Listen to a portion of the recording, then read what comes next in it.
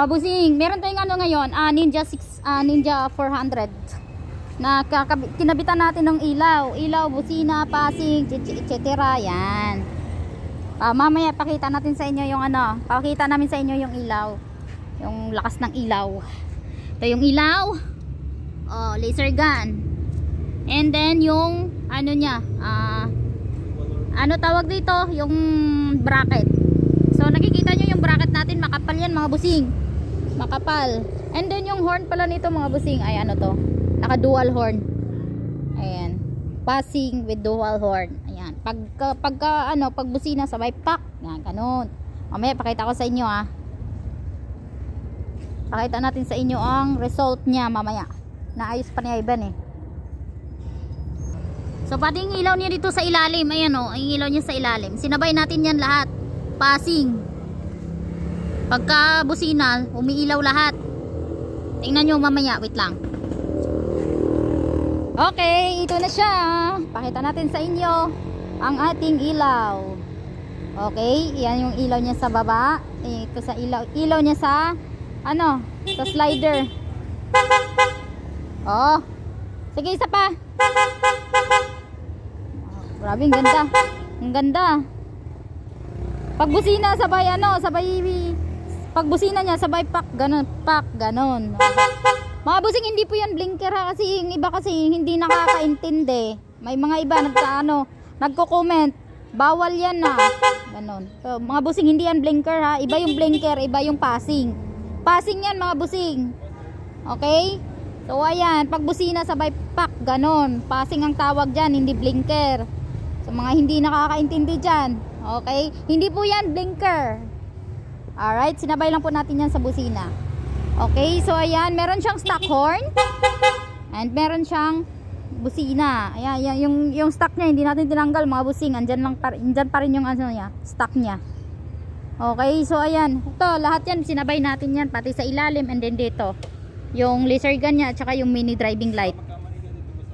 Okay? Ayan. Asan yung ano niya? Yung switch pa lang ginamit natin mga busing, domino switch yan, three-way switch.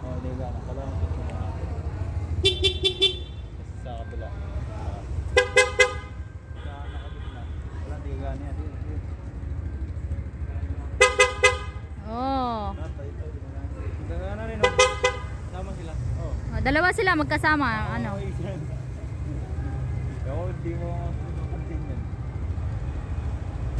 Ayan.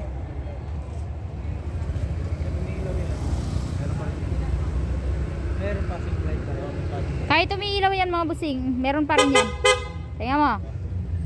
Giban. Okay. Isa pa. Okay. Ayan.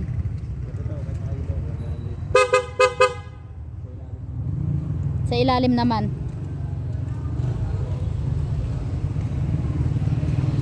So ayan yung setup niya mga busing. Okay na siya lahat. So ayan mga busing, okay na siya, Ninja 400. Okay, so ayan sa mga nagtatanong, madam, hindi po ba ma-avoid yung warranty namin dahil bago pa po yung motor namin. Okay, so ayan, hindi po mga busing dahil hindi po tayo nagpuputol ng wire dito sa shop. Okay, way back 2019 nagkakabit na tayo mga busina, ilaw, etc. Ayan. Hindi po tayo nagpuputol ng wire mga busing. Okay, dahil alam natin na ma-avoid yung warranty ninyo. Okay, kahit samahan po namin kayo sa kasa, andito lang naman kami sa 11th Avenue, 10th Avenue, ano yan, bagsakan ng mga motorcycle dito. So, maraming kasa dito kaya, ayan, minsan nga yung iba, pagka nagpalabas sila ng motor, dito na, dumidiretso na dito, 0 udo pa yan. Ayan, hindi po napuputol yung wire ninyo mga busing.